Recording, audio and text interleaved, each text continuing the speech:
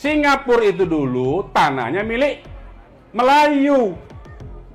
Orang-orang pendatang Cina dari Republik Rakyat Cina datang ke situ, di backup oleh Inggris, didirikan pelabuhan, diberi tempat, diberi tanah, kemudian didatangkan orang-orang Cina sebanyak mungkin sehingga jumlah Melayunya kalah. Jadilah dia negara Singapura. Negara itu kan ada 4 sebetulnya. Ada wilayah, ada penduduk. Nah, mereka kalau sudah punya wilayah, sudah penduduk, tinggal bikin pemerintahannya. Kalau pengakuan, gampang itu pengakuan. Singapura, Republik Rakyat Cina pasti ngaku itu. Kan semua yang teriak-teriak yang katanya menuduh-nuduh ada teroris, kelompok Islam radikal segala macam, itu sekarang kan berpihak ke mereka semua itu.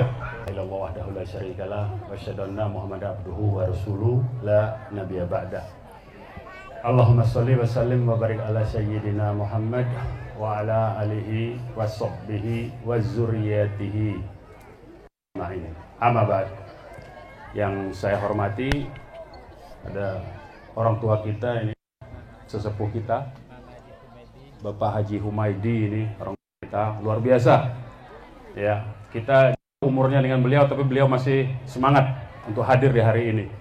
Di sini juga ada tuan rumah ini, Habib Hasan, ada Kiai Hafidin, ada Kiai Naseh, ada Kiai Khalid, Kiai Khalid ya, Kiai Holil ya, Kiai Holil dari Tangerang Selatan, nih tetangga saya sebetulnya. Ada Macan Kulon nih, jawara-jawara Macan Kulon, ini luar biasa, pendekar-pendekar semua ini. Ini juga beliau ini seperti dari Lebak ini, betul. Oh mau, ya luar biasa. Ini sudah banyak, sebetulnya udah banyak sekali ini tenaga. Kalau istilah dalam pertempuran militer itu udah cukup ini sebetulnya. Terus mau apa lagi? Ya, oh, nah ini komandan semua ini. Kalau sudah ada komandannya, tinggal pasukannya yang dipersiapkan. Ya, jadi kita ini, saya mau cerita sedikit sebetulnya. Ini saya ini ngurus atau melihat peristiwa yang begini ini, saya tamat kuliah pun dan waktu jadi aktivis mahasiswa pun sudah ada kasus-kasus begini. Ini tahun 95-an, 96-an, saya baru-baru jadi pengacara, sudah banyak juga perampasan-perampasan tanah itu. Dulu di kampung saya di Sumatera itu, hari ini petaninya itu petani karet dulu itu. Kalau di Sumatera itu dulu petani karet, masih sorenya masih nyadap karetnya itu, istilahnya nyadap karet, ini orang Palembang nih satu nih. Masih nyadap karet itu, ngambil karet, getah karet itu. Besoknya dia mau ke kebun udah rata itu. Di bulldozer sama perusahaan, diganti sawit. Nah, sawit ini kan didudukin begitu, dipaksa, diambil alih. Jadi rakyat Indonesia ini memang sudah puluhan tahun sebetulnya, bukan baru-baru ini saja. Ya. Dan selalu ada yang menyatakan, bahkan yang pakai label ulama menyatakan ini aguan itu menghidupkan tanah mati. Tanah mati pala lupeang apa? Jadi memang ada ulama. Ulama yang begitu pun sudah ada dari dulu. Itu zaman dulu Nabi Musa.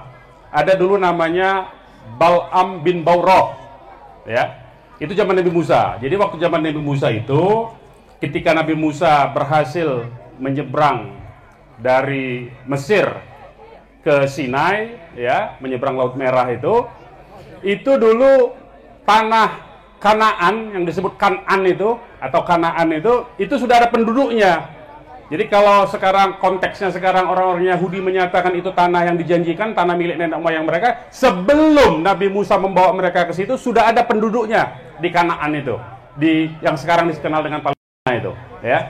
Nah, jadi di situ ada salah satu ulama, ya, ulama setempat yang bernama Bal'am bin Bawrah.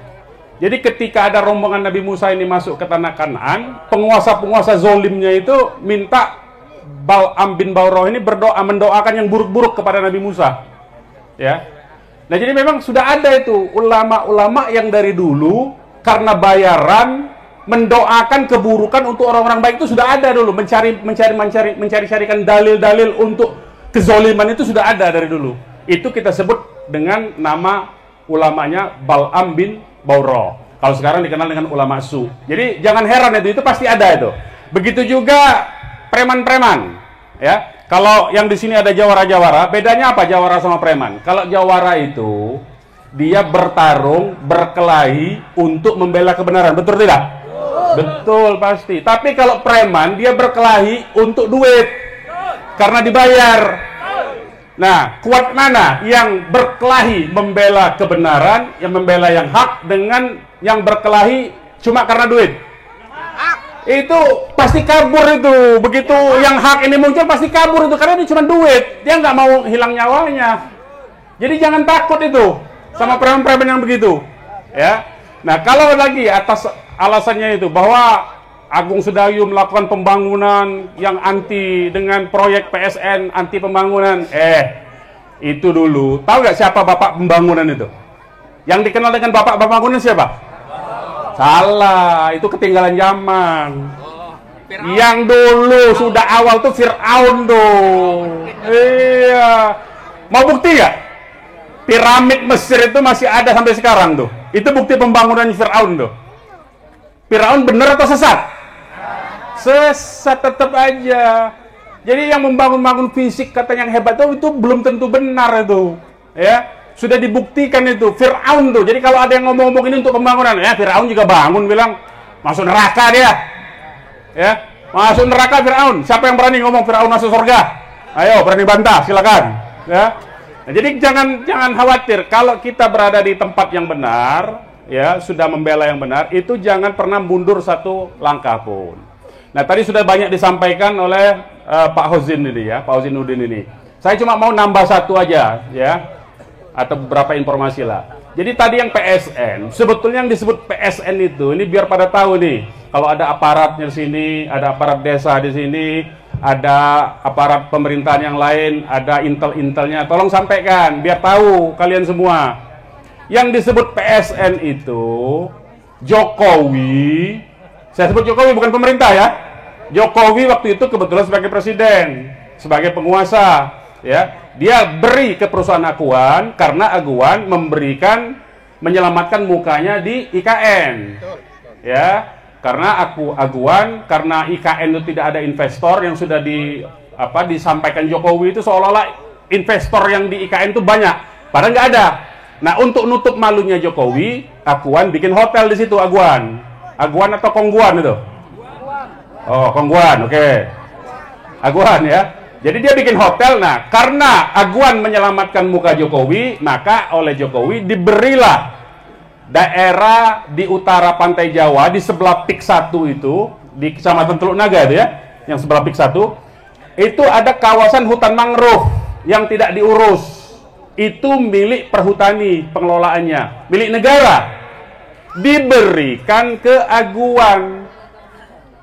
Ini hutan nih. Supaya diurus, supaya hutannya ditanamkan kembali, karena sudah banyak yang rusak, katanya banyak yang rusak ya. Padahal ada yang ngelola tuh, PT Perhutani, BUMN milik negara. Kemudian karena dia diberi hutan mangrove itu, di sekitar hutan mangrove itu nanti akan dibikin tempat hiburan. Ya, dibikin tempat hiburan itu apa? Dibikin sirkuit balapan, balap mobil, balap motor, kemudian tempat-tempat makan, ya begitu, wisata. Nggak ada pemukiman, bikin rumah nggak ada. Karena itu hutan, nggak boleh diubah fungsinya, nggak boleh dijadikan perumahan. Itu yang disebut dengan PSN yang 1.700 hektar tadi. Nggak ada pemukiman, nggak ada, hanya pemulihan hutan mangrove dan kawasan tempat hiburan. Cuma itu tok namanya itu. Itu yang disebut PSN. Itu saja sudah salah. Kenapa? Ini hutan milik negara, masih dikelola oleh perhutani, sama Jokowi diberikan ke Aguan. Itu saja sudah salah. Sudah korupsi itu. Karena tadi imbal balik di IKN. Satu salahnya. Jadi kalau PSN Aguan itu, PSN PIK 2 itu dianggap benar, salah itu. Prosesnya memberi, itu tidak boleh, itu korupsi itu. Karena untuk memberikan aset negara kepada pihak lain itu harus persetujuan DPR sebetulnya, DPR RI. Ya. Nah, itu satu kesalahannya. Apalagi kemudian di luar kawasan yang 1.700 hektar, mereka membohongi rakyat seolah-olah kawasan pemukiman perumahan yang sampai di sini tepatnya ini kecamatan apa namanya? Tanara. Ada di petanya sudah saya kasih di grup itu. Sampai ke Tanara sini itu akan dibikin pemukiman semua. Jadi itu nggak ada dalam proyek PSN, nggak ada. Ini proyek swasta semua. Kalau proyek swasta, apa beda? Katakanlah sekarang kita ngomong soal PSN. Apa itu PSN? PSN itu pertama, ya, proyek strategis negara yang gunanya untuk kepentingan umum. Contohnya apa? Jalan umum ya, bukan jalan tol, jalan umum, jalan negara, rumah sakit pemerintah, sekolah, kantor-kantor desa, kemudian puskesmas. Nah, itu disebut proyek strategis nasional untuk kepentingan umum. Kalau ada kawasan perumahan dijual oleh orang kepada orang lain, kepada warga negara asing, karena iklan-iklan PSN itu iklannya berbahasa Cina, bapak-bapak, ibu-ibu, dijual kepada orang lain. Apakah itu untuk kepentingan umum? Bukan, sama sekali bukan itu. Jadi yang disebut dengan proyek strategis nasional itu ada proyek untuk kepentingan umum. Sekolah, rumah sakit, kantor pemerintah, bandara, jalan-jalan umum, itu disebut proyek untuk kepentingan umum. Itu disebutnya PSN. Kalau di luar itu bukan PSN, proyek swasta itu. Proyek 9 naga semua itu. Ya. Nah, jadi itu kedua kesalahannya, ya. Yang ketiga, cara mereka mengambil tanah dari rakyat. Itu ditipu semua rakyat kan? Seolah-olah tanah yang untuk pemukiman perumahannya itu, untuk PIK 2 itu adalah untuk kepentingan negara kan? Padahal untuk perumahan. Itu tipuan kan? Nah, kalau sudah ditipu begini, maka harusnya semua proses transaksi ini diperhatikan ini.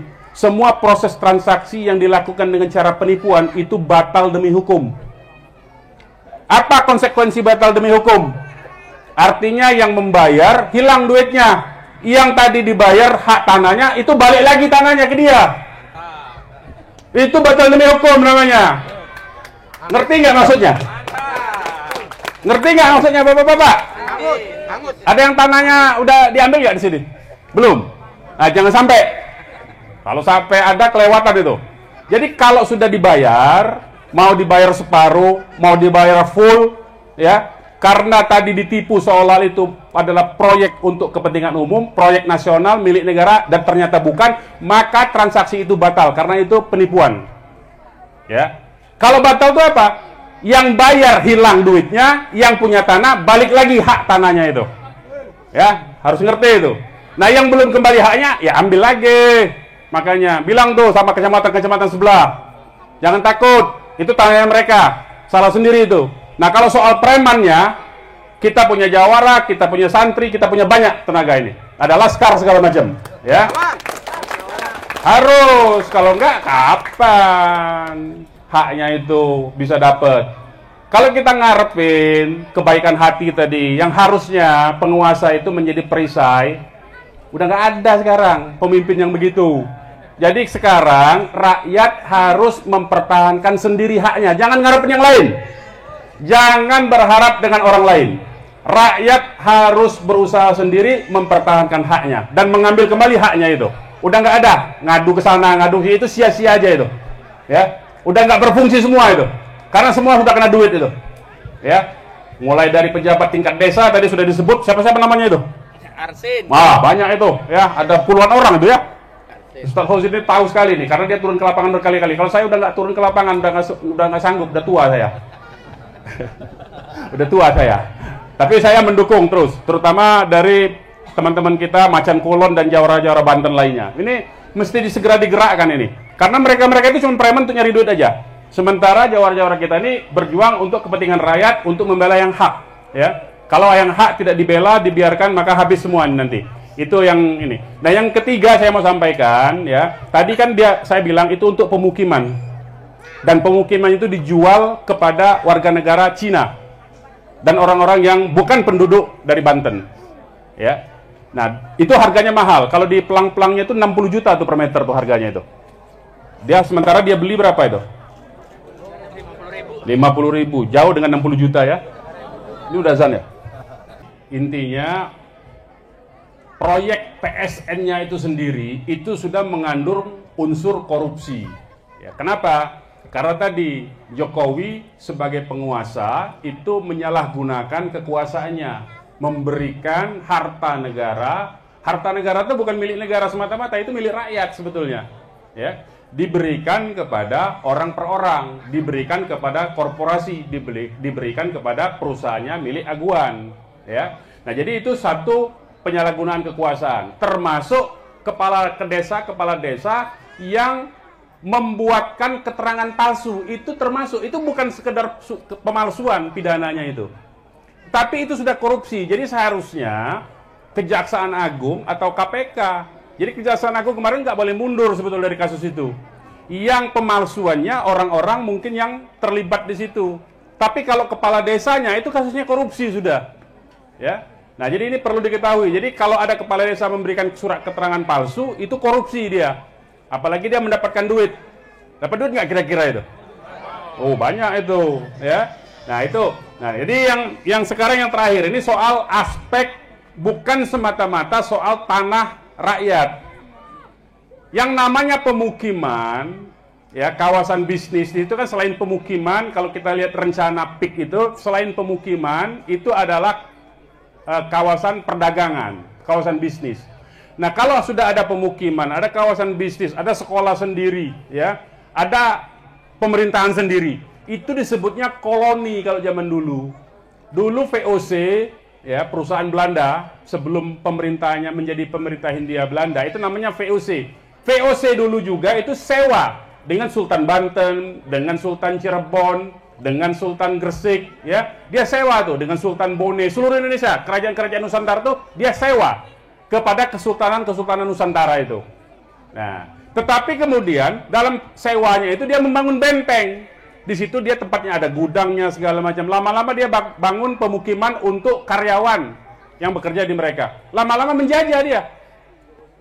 Bapak-bapak, ibu-ibu tahu nggak? Negara yang asal mulanya itu tempat perdagangan, kawasan pemukiman, kemudian jadi negara. Tahu nggak? Yang paling dekat itu Singapura. Singapura itu dulu tanahnya milik Melayu. Orang-orang pendatang Cina dari Republik Rakyat Cina datang ke situ, di backup oleh Inggris, didirikan pelabuhan, diberi tempat, diberi tanah, kemudian didatangkan orang-orang Cina sebanyak mungkin sehingga jumlah Melayunya kalah. Jadilah dia negara Singapura. Kanada juga begitu. Kanada itu aslinya bangsa Indian. Bangsa Indian yang nggak tahu kemana, musnah, punah, jadilah orang kulit putih di situ. Amerika begitu juga, itu orang Eropa datang ke situ. Bikin tempat perdagangan, pelabuhan yang namanya kota New York sekarang, bikin di situ, bikin pemukiman, kemudian dia jadikan itu negara. Jadi sudah ada contoh, sudah banyak contoh, dan sampai sekarang contoh itu masih berlaku. Orang-orang pendatang yang tadinya hanya kawasan pemukiman dan perdagangan, lama-lama jadi negara sendiri. Itu sudah ada, bukan hayalan. Jadi jangan dianggap ini membohong. Ini yang mesti kita jaga. Ini katanya aparat-aparat ini saya sampai dituduh teroris, anti Pancasila, anti NKRI. Itu mereka kemana? Justru aparat negara yang melakukan itu. Jadi siapa yang teroris? Mereka itu. Saya dari teriak-teriak begini dari dulu, makanya dituduh mereka teroris akhirnya. Dulu waktu zaman Orde Baru, saya belain rakyat, belain petani, belain buruh tenaga kerja yang di PHK. Saya dituduh komunis, ditangkap juga. Bukan nggak ditangkap, jadi saya tuh berkali-kali udah ditangkap. Ya, jangan sampai ditangkap lagi. Masa tangkap terus giliran dong, masa tangkap. Mau dudin sekali-sekali gitu. Masa saya mulu ya, Habib ya? Jangan kedemenan dia sama saya ya. Nah, jadi itu sudah ada contoh ya. Sudah ada contoh tempat pemukiman warga negara asing yang dari luar wilayah situ datang di situ, mendirikan pemukiman, mendirikan pusat perdagangan, akhirnya jadi negara sendiri.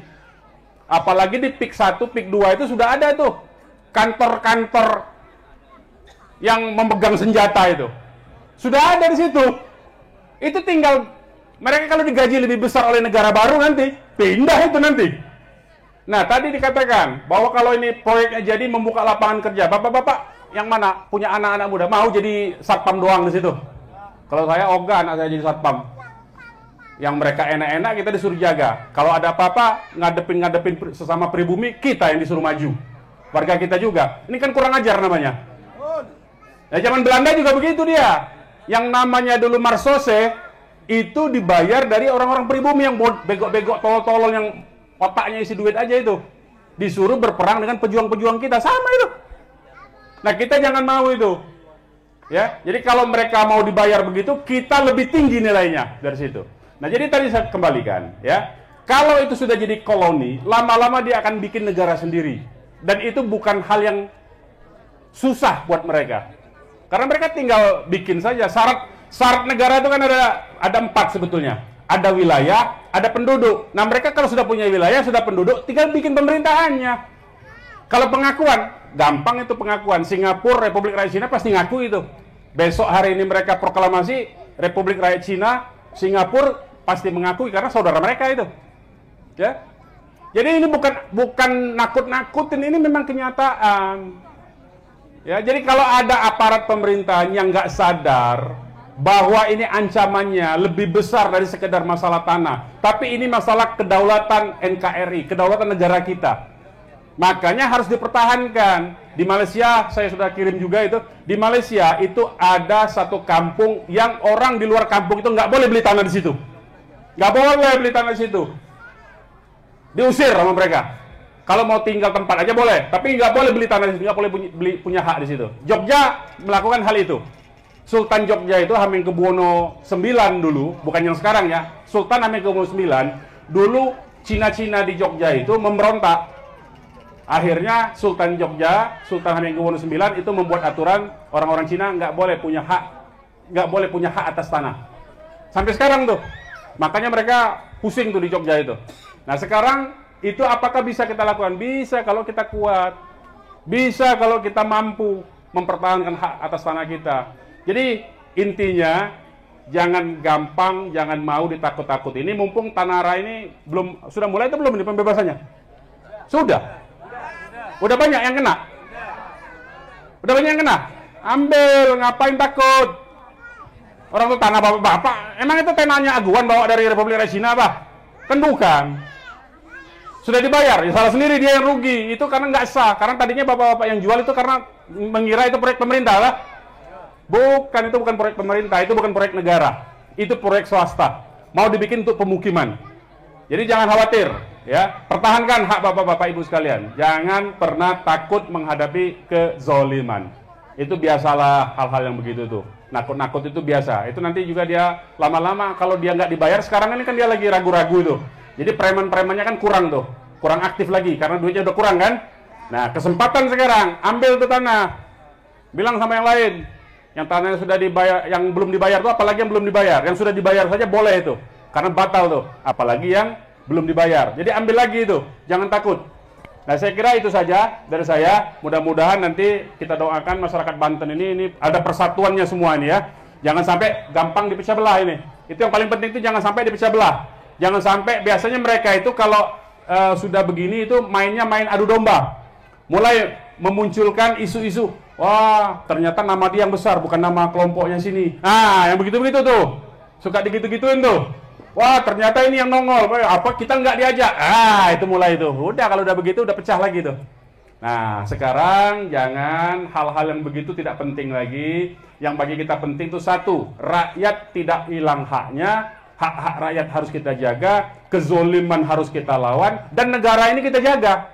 Jadi kita berjuangnya bukan cuma untuk semata-mata memperjuangkan tanah, tapi memperjuangkan juga Republik Indonesia ini, supaya tidak menjadi negara lain ada dalam sini. Ini kan semua yang teriak-teriak yang katanya menuduh-nuduh ada teroris, kelompok Islam radikal, segala macam, itu sekarang kan berpihak ke mereka semua itu. Semua itu saya liatin semua itu, yang tukang-tukang ngoceh itu. Ya, semua berpihaknya ke sana. Ke aguan CS. Nah, jadi kita sudah tahu, kita sudah jelas posisi mereka di situ. Jadi jangan sampai kita mau dipecah belah dengan isu-isu yang remeh-temeh yang tidak penting. Ya, saya harapkan mulai hari ini kita mulai, kalau saran saya bapak-bapak semua bikin forum rutin pertemuan nih Beb, di Tangerang, di Banten khususnya, ya. Bikin forum rutin misalnya seminggu atau 2 minggu sekali ketemu semua tokonya, yang ngobrol-ngobrol, ngopi-ngopi begitu, ngeriung kira-kira begitu, supaya kalau dalam istilah sholat itu, barisan kita, soft kita tidak ada yang kosong. Kalau soft kosong itu biasanya setan masuk tuh, bisik-bisik dia. Nah mulailah tuh terjadi tuh pecah belah. Nah itu yang paling penting dijaga. Jangan sampai soft kita itu renggang. softnya harus rapat. Nah, cara cara supaya setan tidak masuk menggoda kita itu softnya harus rapat. Harus itu. Kalau tidak, kalau softnya renggang, di situ masuk itu setan-setan itu. Setan yang berwujud jin maupun setan berwujud manusia. Ya.